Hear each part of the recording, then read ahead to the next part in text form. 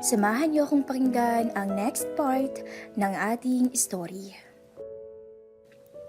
Kitang-kita ni Seth kung paano mabaliw ang kanyang maganda at mistisang misis sa kamay ng ibang lalaki. Hindi siya makapaniwala na nakaya niyang pagmasdan ang lahat ng naganap sa kwartong yun, na ang nakahain ay ang kanyang sariling asawa. Ano ba tong ginagawa ko? Tanong ni Seth sa sarili niya, matapos masilayan ang lahat ng nangyari. Pero sa kabila nito ay may konsensyang tumatagos sa kanyang pagkatao. Parang binubulabog siya ng kanyang prinsipyo at dignidad bilang lalaki na talagang ikinabahala niya. Ipinarada niya ang kanyang sasakyan sa pinakamalapit na 7-Eleven at nag-isip ng mabuti. Gusto niyang malaman sa anong paraan mapoproseso lahat ng nangyari. Anong dahilan at napapapayag ni Andrea ang kanyang misis na gawin ang lahat ng to. Ang mga magpanggap at magtaksil sa sariling asawa. At bakit hindi inamin ni Andrea sa kakambal ang namagitan din sa kanilang dalawa ni Seth? At bakit kailangan ni Abigail na palaging andoon para sa kambal niya, kung sa katotohanan naman ay hindi na kailangan? Habang bumabalik sa bahay nila si Seth, may isang bagay siyang gustong gawin at kailangan niyang malaman sa agarang panahon. Tumingin sa magkabilang side ng lugar ang private investigator na binayaran ni Seth para imbestigahan ang buhay ng kambal. May usapan kasi sila ni Seth na magkikita sa isang chain ng isang kilalang restaurant. Nang makita ng private investigator na walang ibang taong nakakakita sa kanya, ay umupo siya sa pinakamalayong table kung saan naghihintay sa kanya ang kanyang kliyente na si Seth. "Sir, good morning. Inabot ng 5 araw ang imbestigasyon namin. Pero andito na sa folder na ibibigay ko sa inyo ang lahat ng detaling kailangan nyo." Wika nito at inabot kay Seth ang isang red folder na naglalaman ng mga impormasyong iniutos niyang hanapin ng investigador. "Good. Thank you, Dante. Maasahan ka talaga. Nasa account mo na ang 20,000 na hinihingi mo. Baka nagugutom ka. Order ka muna. May tatanungin lang ako." Sagot ni Seth at sinimulang senyasan ng waiter habang binabasa ang laman ng folder. Bata pa lang ay magkasanggana sina Andrea at Abigail. Malayong may mas kumpiyansa sa sarili si Andrea sa kanilang dalawa. Laging nagiging center of attraction si Andrea pag nasa ibang lugar sila or gimikan. Samantalang si Abigail, palaging nasa isang tabi lang. Tahimik at hinihintay na makauwi na sila mula sa pinuntahan nilang magkapatid. "Dante, anong ibig sabihin nitong nasa Section 8? Tanong ni Seth at ipinakita ang may titulong Section 8. Alam ni Dante ang ibig tanungin ng kliyente. "Sir, napag-alaman namin na sa Miss Congeniality na sinalihan ng misis nyo kung saan siya ang nanalo, ay hindi siya ang humarap sa finals. Kung makikita nyo sa mga pictures yata case evidences, makikita ninyong nagpalit sina Ma'am Andrea at Ma'am Abigail sa last minute ng event na yon. Umamin din sa akin yung isa sa mga crew ng pageant na nakita niya ang swapping, pero hindi niya to isinumbong dahil gusto niya ring manalo si Abigail sa kompetisyon. So gustong tulungan ni Andrea na manalo ang kapatid niya," sabat ni Seth. "Yes, sir. Mahal na mahal ni Ma'am Andrea ang kambal niya. At base sa mga kwento nilang magkapatid, simula nung bata pa sila parang mas tumayong ate ni Ma'am Abigail ang kambal niya. So yun marahil ang pinaka nakikita nating rason kung bakit pinagbibigyan ni Abigail si Andrea sa gusto niya o sa mga trip niya. Gusto siguro makabawi ng misis ko sa kapatid niya." Hinuha ni Seth sa isip niya habang binabalikan ang pangyayaring naganap nitong mga nakaraan. Pero bakit kaya hindi sinabi ni Andrea sa misis ko na may nangyari din sa aming dalawa noong araw na nag-swap sila? Anong nasa isip ni Andrea na huwag ipagsabi sa kapatid ang namagitan sa amin? At si Rick, kailangang may gawin ako tungkol sa kanila ni Andrea. Malalim ang pag-iisip ni Seth. Lumipas ang 1 linggo, naging parang tahimik lang ang lahat. Nakaisip si Seth ng paraan para makontrol ang schedule ni Rick sa kumpanya. Gumawa siya ng recommendation letter sa Singapore sa isang kilalang IT company na may magagaling na empleyado o asset sila na pwedeng ipadala sa Singapore ng isang buwan para magtrabaho sa kanilang branch bilang isang supervisor. At gumana ang plano ni Seth dahil ang ipinadala ng mother company nila ay walang iba kundi si Rick. Iisa-isay ni Seth na malaman ang mga dahilan at kung paano bubuin muli ang bigla nilang nag-ibang relasyon nilang tatlo. Isang gabi, nagdesisyon si Seth na umuwi ng maaga para makita ang asawa. Wala si Andrea. May pinuntahan daw to. Alam ni Seth kung sino ang asawa niya. And this time, walang pagpapanggap na naganap. Alam niyang ang misis niya ang kausap niya, si Abigail. Babe, meron ka bang bagay na hindi sinasabi sa akin? Tanong ni Seth sa misis. Napatingin sa kanya si Abigail at pinasa ang tanong sa mukha ng asawa. Anong ibig mo sabihin, babe? Wala. Baka may mga bagay ka lang na alam na hindi mo pa nasasabi sa akin. Pabalik tuguan ni Seth. Nakita niya na parang nag-isip si Abigail at kinabahan. Kinabahan to dahil baka alam na nga ni Seth ang nangyayari at ang sabuatan nila ni Andrea. Kumalma si Abigail at tumingin mula sa asawa bago sinabing wala tong naiisip na hindi pa niya sinasabi. Alam ni Seth na hindi niya mapapaamin sa isahang tanong lang ang asawa. Pero imbis na maging mahinahon sa pagtatanong, hindi niya napigilang maisip at makita sa kanyang isipan ang mga imaheng enjoy si Rick habang pinagsasawaan sa kama ang kanyang magandang misis. Merong galit na namuos sa kanyang puso dahil sa isang banda ay nalaman niyang kayang ibigay ni Abigail ang katawan niya sa ibang lalaki.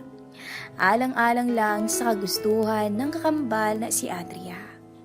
Kaya gustong malaman ni Seth ang paliwanag ng asawa. Pilit nilalabanan niya ang sarili dahil sa katotohanang hindi niya alam kung paano ipoproseso ang lahat ng nangyayari. Napatingin si Seth sa suot ng kanyang misis. Manipis na nighties at aninag ang nakakaakit na katawan nito. Namimiss niyang tikman ng asawa niya. Sa totoo lang, matagal-tagal na ring hindi nakakalaro ng apoy si Seth sa kanyang magandang may bahay. Kahit may nabuong puot sa kanyang puso ay pinilit niya muna tong kalimutan. I love you, Abby. I love you. Sabi niya sa asawa. Tinatansya niya ang lahat at gusto niyang ipahiwatig sa misis na may nalalaman siya sa nangyayaring cover-up niya sa kambal na si Andrea. Pero lahat ng iyon ay tila pansamantalang nabura sa kanyang isipan. Nang tumingin ng makahulugang tingin kay Seth, ang kanyang magandang misis, at tila nag-aantay ito na lumapit siya para sa isang mainit na tagpo. Dahan-dahang lumapit si Seth at itinaas ang nighties ni Abigail at sinimulang humaplos sa katawan ng asawa. Nakita niyang napapikit si Abigail na para bang ninanamnam ang sandali. Malambing na hinalikan ni Seth ang kanyang misis. Tumugon agad si Abigail at sa labis na pagkadala ay hindi na nito namalayan na naibaba na pala ng mister ang kanyang manipis na underwear. Tuluyang ibinaba na rin ni Seth ang suot na short sa harapan ng nakahiga ng si Abigail. Nang masilayan ni Abigail ang kabuuang harapan ng mister, ay biglang may nag-flashback sa isipan ni Abigail. Hindi maiwasan nito na ikumpara ang mister at kay Rick na talaga namang lubos na nakalalamang kay Seth pagdating sa kama. Para tuloy na nibago si Abigail at nawala ng gana. Nakikita niya kasi ang imahe ni Rick na walang sawa siyang tinitikman at tila binabaliw sa kama ng sobra. Pero pilit nilabanan ni Abigail ang nararamdaman hanggang sa muling mag-flashback sa kanya ang pagmamahal niya sa asawa. Natuon ang pansin niya doon at biglang kinanahang muli. Babe, I miss this. I love you. Sabi na rin ni Abigail.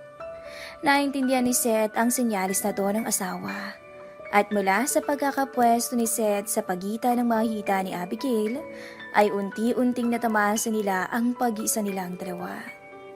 This time, gustong higitan ni Seth ang ginawa ni Rick sa kanyang asawa. Gusto niyang mabaliw ng husto si Abigail. Dahil sa marahas at agresibong kilos ni Seth, ay napakapit ng mahigpit si Abigail sa braso ng mister at napapikit sa tindi ng tinatamasa. Nakailang oras din ang mag-asawa bago sila tuluyang makontento sa isa't isa. Hingal na hingal sila pagkatapos at tuluyang nakatulog na may ngiti sa mga labi.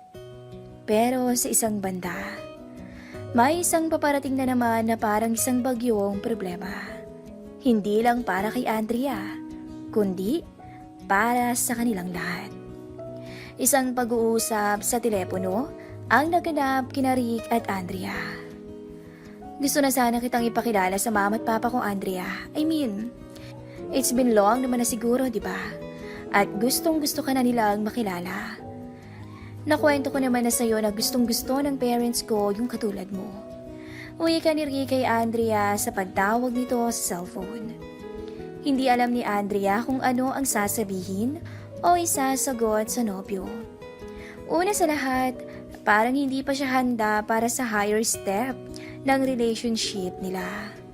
At isang bagay ang parang hinahanap-hanap ng kanyang katawan. Ang muling tikman siya ng mister ng kanyang kakambal.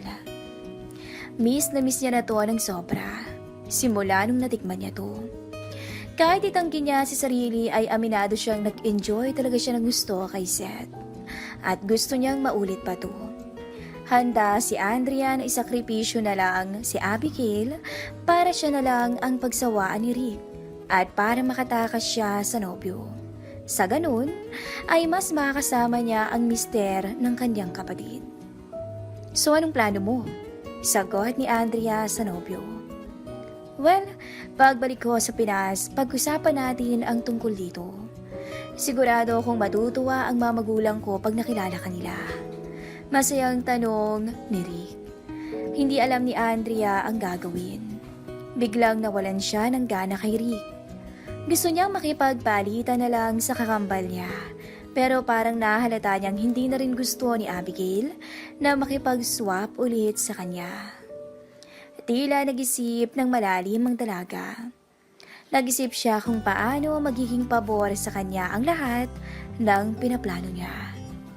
Maya-maya ay bigla itong napangiti na tila may masamang binabalak. Abangan po ang next part ng ating kwento. Tara't samahan niyo akong pakinggan ang maiksing story na ibabahagi ko muna sa inyo. Ako si Richard, Chard for short. Sa kasalukuyan ay 42 years old na ako. May asawa at 3 anak. Masasabi ko na may kaya ako sa buhay bunga ng pagsisikap at pagbangon mula sa kinasasadlakang putik. Sabi nila ang buhay daw ay parang gulong. Minsan nasa ibabaw, minsan nasa ilalim. Ang mahirap kapag na-flat ang gulong at nagkataong ikaw ang nasa ilalim. Naalala ko pa nga ang sabi minsan ng kasamahan ko sa construction. Ang hirap daw maging mahirap. Nagsimula ang kwento ng buhay ko noong ako'y magtapos ng high school. Anak, hindi ba sasama ka sa paggapas ng palay sa tito mo? Opo, Nay. Kaso antok pa ako eh. Abay, tanghali na. 4:30 na. Kahit ayaw ng katawan ko ay bumangon pa rin ako upang gumayak. Masakit pa ang katawan ko gawa ng maghapon kaming naghakot ng palay kahapon. Pero sayang din kasi ang kikitain ko ngayon kung tatama rin ako. 9:00 na ng gabi nang dumating ako. O nak, kain na, ginabi ka na.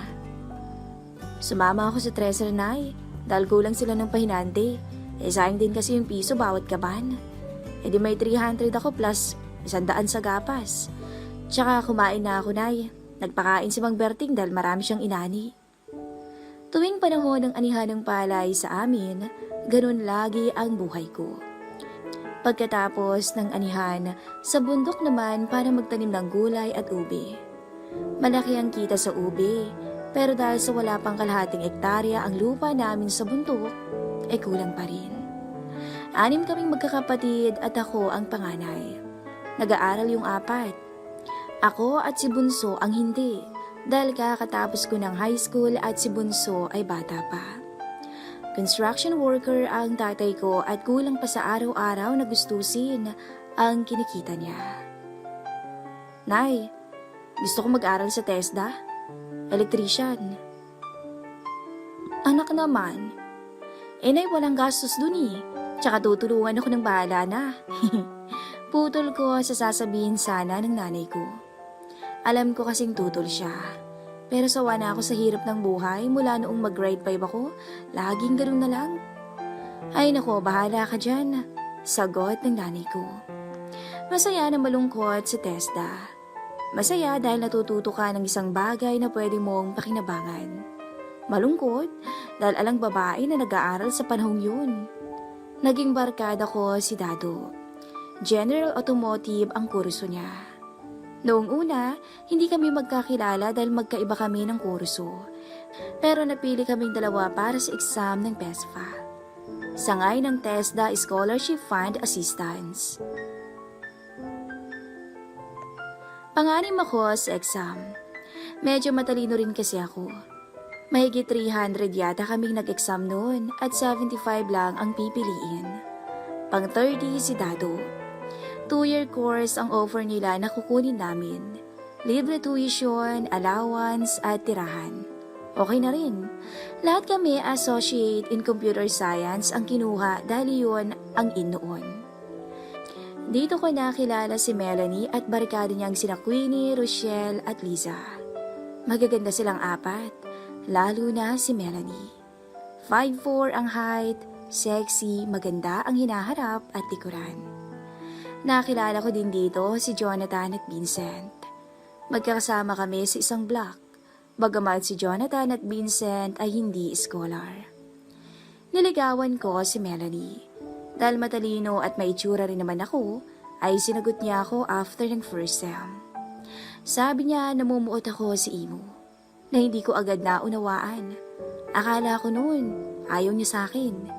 Pero nang ipaliwanag niya ang ibig sabihin noon, parang nakalutang sa alapaap ang mga paa ko at binulabog ko ang dormitoryo dahil sobrang galak at ligaya. 18 ako ng time na yun at nakakahiya mang aminin, first GF ko siya. Nahihiya kasi akong manligaw noon dahil wala akong pwedeng maipagmalaki, kundi ang kahirapan ng buhay ng pamilya ko. Sa madaling salita, magalang ako noon o palabati. Basta may nakita akong maganda noon, hindi ko pinapalampas, lalo na yung mga classmate ko sa high school na magaganda. Pag-uwi sa bahay, yari sila. Pagsasawaan ko ang katawan nila sa imahinasyon ko. Sweet si Melanie at second boyfriend niya ako. Lagi akong kinukumpara sa first boyfriend niya ng mga barkada niya. Gwapo, maputi at mayaman daw yun. Pero lagi akong pinagtatanggol ni Melanie na ako raw ang pinakagwapong lalaki na nakilala niya. At syempre, tuwang-tuwa naman ako. Pasyal tayo, Han? Aya ko sa kanya minsan. Saan? Sa park? Ala naman kasing iba, no? Sabi niya. Napadpad kami sa isang pinakatagong lugar sa park sa likod ng lumang bahay ni Quezon. Doon ko unang natikman ang halik sa labi at ganun din daw ang girlfriend ko. Nahihiya pa siya noon dahil baka bad breath daw siya. Halos ayaw na niya akong bitawan sa pagkakayakap. Ang bawo kaya, Han? Ang sabi ko. Basta. Nakaka-conscious. Sagot naman niya sa akin. Sa totoo lang, mabango ang hininga niya at matamis ang halik niya sa akin. Ilang beses ko pang sinuyo ang labi niya hanggang sa pareho na naming natutunan ang tamang paraan. Yun ang unang nakaka-tense na karanasan namin ni Melanie. At halos ayaw nang humupa ng umbok sa harapan ng aking shorts ng oras na yon. Pero hanggang doon lang muna. Pinigil ko ang sarili ko. Mahal ko si Melanie at ramdam kong mahal niya ako. At sigurado kung marami pang darating na pagkakataon sa aming dalawa. Pagpasok kinabukasan, iba ang pakiramdam ko. Masaya na parang ang gaan ng buhay. Dahil siguro sa nangyari sa amin ni Melanie. This operating system ang subject namin. Masarap pumasok dahil maganda ang instructor. Si Ma'am Myra, asawa ng sundalo na nakadestino sa Mountain Province. Lagi akong natatakam kay Ma'am dahil sobrang sexy at ganda nito. Mahaba pa ang buhok na parang model ng shampoo. Absent sina Melanie at barkada niya ng araw na yun. Hindi ko alam kung bakit. Ala pa kasing cellphone noon. Napalitan tuloy ng lungkot ang magandang mood ko kanina. Parang hindi ako nagklase. Walang pumasok sa ulo ko. Namimiss ko si Melanie. Lumilipad ang utak ko nang biglang magsalita si Ma'am Myra. Richard, maiwan ka. Sabi ni Ma'am sa akin pagkatapos ng klase. Kinabahan ako ng sobra dahil first time na mangyari sa akin na ipaiwan ng instructor. May problema ka ba? Tanong niya sa akin. Ala naman po Ma'am, hindi pa lang siguro nakakabawi sa puyat. Magalang na sagot ko sa kanya. Ganun ba? Anyway, pinaiwan kita dahil gusto kong pumunta ka bukas sa bahay at may ipapagawa ako sa'yo. Sabi niyang nakangiti na tila ba may kalokohang iniisip. Patay. Naisip ko, ano kaya yun? Kinakabahan ako. Ma'am, may pasok ako bukas PE2. Kinakabang sagot ko sa kanya dahil naaalangan ako sa anumang plano o nasa isip niya. Pagkatapos, pwede naman diba? Sabay kindat at ngiti sa akin. Alas 5 hanggang alas 6 ng umaga ang klase ko sa PE2. Dumating ang oras ng klase sa PE2 pero hindi pa rin pumapasok si Melanie. Dapat ko na siyang puntahan sa kanila? Sa isip-isip ko. Nag-aalala na rin talaga ako at talagang miss ko na siya. Laging naman ang isip ko ang girlfriend ko. Wala ang isip ko sa klase ng oras na yun. Bukod sa hindi ko gusto ang subject na to, Art of Dancing kasi ang PE2. At napakasungit ng baklang instructor. Kinalapit ako ni Dado. Kailangan daw namin ng bagong uniform na gagamitin para sa presentation ng klase sa darating na Foundation Day at sa Lunes ang deadline ng bayaran. Biyernes na ngayon at may klase pa ako bukas. Naubos rin kasi ang allowance ko dahil sa nakaraang fiesta. Sigurado ding ala akong makukuha sa bahay dahil kabibigay lang nila sa akin noong linggo at marami rin daw bayarin sa school ang mga kapatid ko. Kung sana man lang ay naging mayaman kami, hindi sana ako mamumroblema ng ganito. Mahigit 550 din kasi ang bayad sa uniform na yun.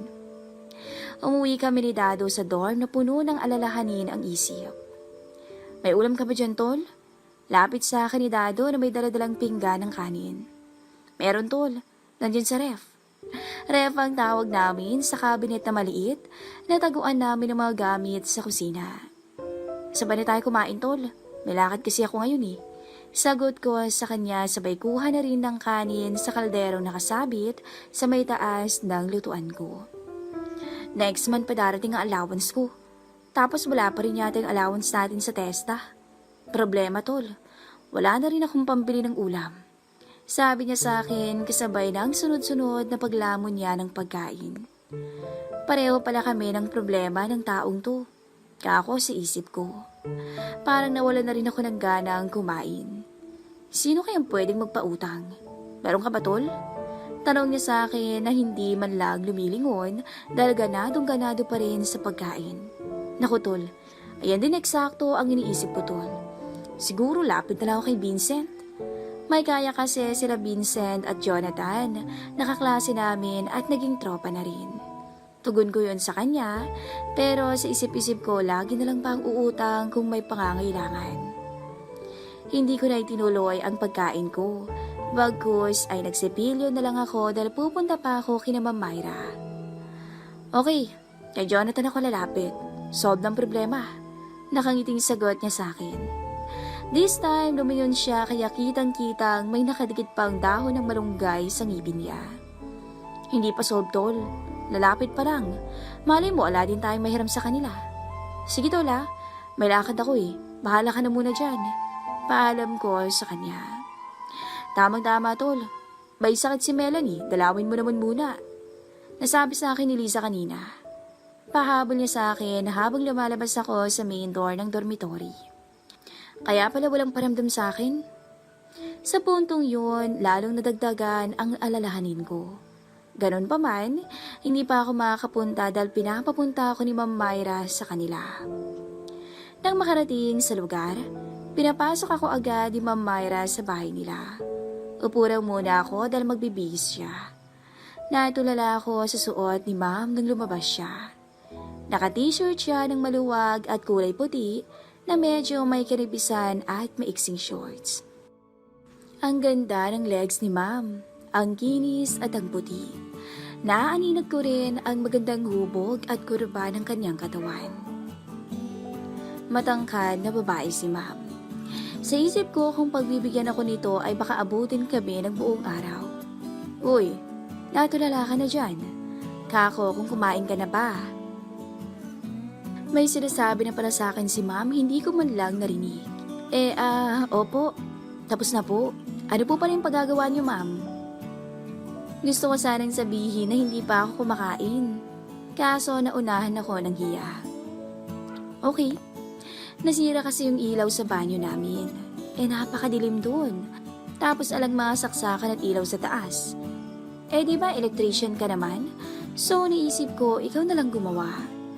Ayaw kasi kay Mang Fred. Naninigarilyo at parang may hika yata. Sabi niya sa akin habang naglalakad kami patungo sa banyo nila. Ayos na ayos to. Siguro naman babayaran ako ni Ma'am ng katawan niya. Hindi. Pera ang kailangan ko. Pero kung katawan niya ang pambabayad niya, mas maganda na rin siguro. Lintik na isip to. Bakit kaya nawawala sa tawang pag-iisip ang tao pag nadadarang sa tukso? Mas kailangan ko ng pera, hindi ng kung ano. Ani ko sa sarili. Ma'am, bali marami po tayong bibiling gamit eh. Ayusin ko na rin itong baba niyo para magandang tingnan. Parang ikaw po, magandang tingnan.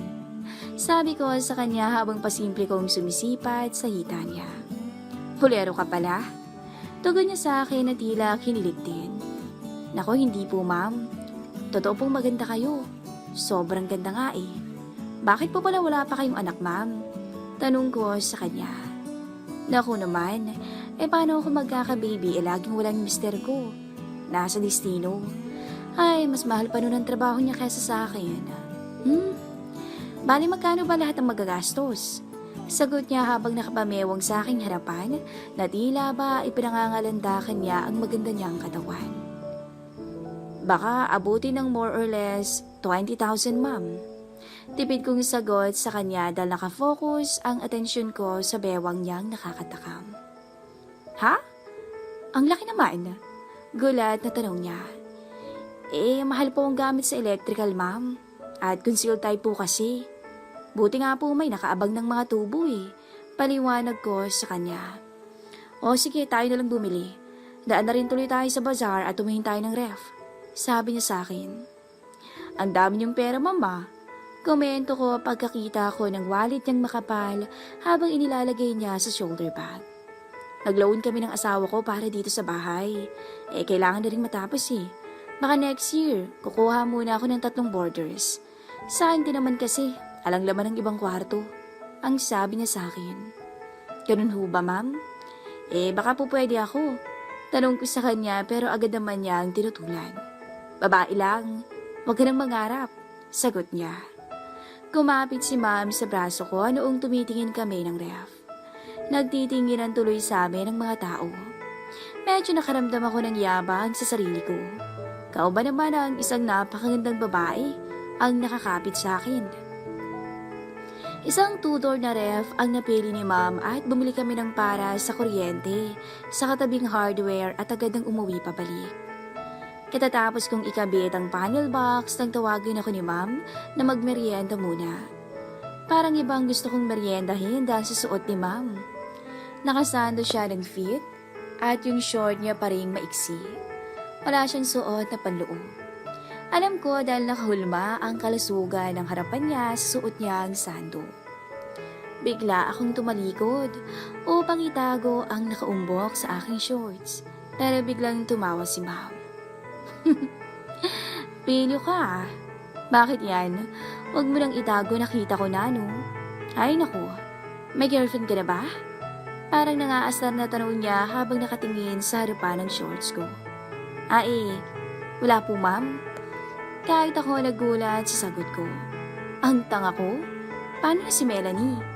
Kaya pala, halika na at para hindi uminit ang soft drinks. Mamaya na yung problema mo sa short mo. Medyo malambing niyang sabi. Hindi ko alam kung bakit nasabi ko kay ma'am na ala akong girlfriend. Siguro nabigla lang ako, kaya yun ang naisagot ko. Yari yata ako nito, sa isip-isip ko. Dito na rin ako kakain ng tanghalian at magluluto raw ang katulong ni ma'am ng sinigang na baboy. Inutusan niya si Manang na mamalengke muna para sa tanghalian at para sa buong linggo na rin dahil i-deliver na raw yung ref mamaya. Matapos yun, sinabihan ako ni ma'am na unahin ko na raw yung banyo nilang gawin, kaya nagpunta ako roon.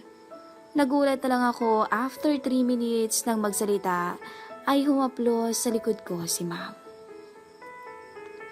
Hindi ba ako makukuryente dyan pag naligo ako?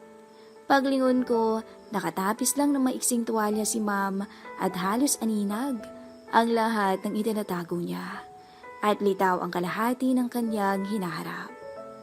Pinapawisan ako kanina, pero lalo akong pinawisan sa sitwasyon ko ngayon. Maliligo sana ako eh. Tapos na ba yan? Tanong niya. Opo, pinalitan ko lang ng switch. Okay na po ma'am, lalabas na po ako. Nakayuko kong sagot sa kanya dahil nahihiya akong tumingin sa kanya. Ayaw mo bang maligo? Sabay na tayo. Sabi niya sa malambing na tono. Naku, eto na. Sa isip-isip ko. Sa puntong yon, hindi ko na napigilan ang sarili. At bigla ko na lang siyang niyakap ng maigpit at sinuyo sa labi. Maalab ang naging palitan namin. Napakahusay ni ma'am. Napahaplos ako sa pagitan ng kanyang hita pataas pero itinulak niya ako. Maligo muna tayo. Amoy pawis ka eh. Sabi niya sa akin sabay hila sa braso ko sa tapat ng shower. Inalis niya yung tuwalya niya at tumapad sa shower. Nagkalas na rin ako ng suot at dumikit ako sa likod niya. Hindi ako makapagpigil talaga kaya idiniin ko pa ang harapan ko. Lapat na lapat kaming dalawa. Inawat niya ako at bigla siyang humarap sa akin at sinabon ang katawan ko. Napaigtad ako dahil sa kaliting bumalot sa aking pagkatao. Sinabon niya mula abs ko pa ibaba at bumaba pa hanggang maabot niya ang hinahanap niya. Grabe naman. Mas matindi ka pala sa asawa ko. Pilya niyang bulong sa akin. Nakita kong nakapikit si ma'am ng oras na yun. Tila nadala na rin sa sitwasyon namin. Pero maya-maya, bigla siyang lumuhod sa harap ko at nagulat ako sa kapilian niya. Halos manginig ang tuhod ko ng oras na yun. Hindi ako makakilos at ilang minuto niya akong pinagsawaan. Hanggang sa tumayo siya at sinabing, "Banlaw na tayo at lumipat tayo sa bed. Halika na."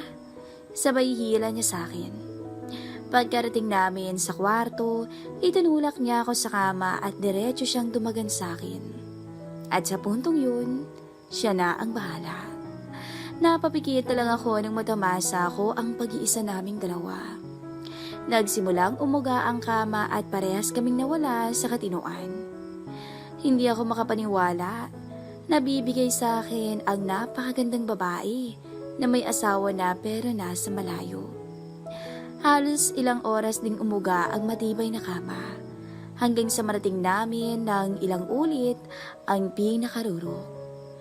Magayakap pa rin kaming nakahiga sa kama at ang lakas ng hinga niya. Amoy ko ang mabango niyang hininga. Maya-maya, bumukas ang gate ng bahay nila at dali-dali kaming nagbihis at bumalik ako agad sa aking ginagawa. Binigyan ako ni ma'am ng 1.5 kinahapunan. Masayang-masaya ako dahil sa naranasan ko na rin sa wakas ang tunay na alapaap na hindi ko pa nararanasan sa aking mahal na nobya. Hanggang ngayon ay parang nakadikit pa rin sa akin ang lambot ng katawan ni ma'am.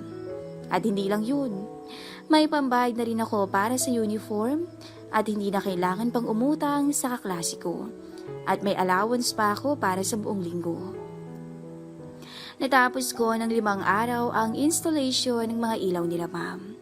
Pero hindi na rin naulit pa ang namagitan sa amin dahil umuwi ang mister niya at nagbakasyon ng ilang linggo. Bali kumita ako ng 7,000 maliban sa 1,500 na binigay niya sa akin nung una. Dahil doon, nalibre ko ang mahal kong nobya. Nag-date kami at in-enjoy ang bawat sandali. Hindi ko sinabi kay Melanie ang namagitan sa amin ni Ma'am Myra at itinuring ko na lamang tong isang matamis na alaala. Hanggang dito na lang po ang ating story.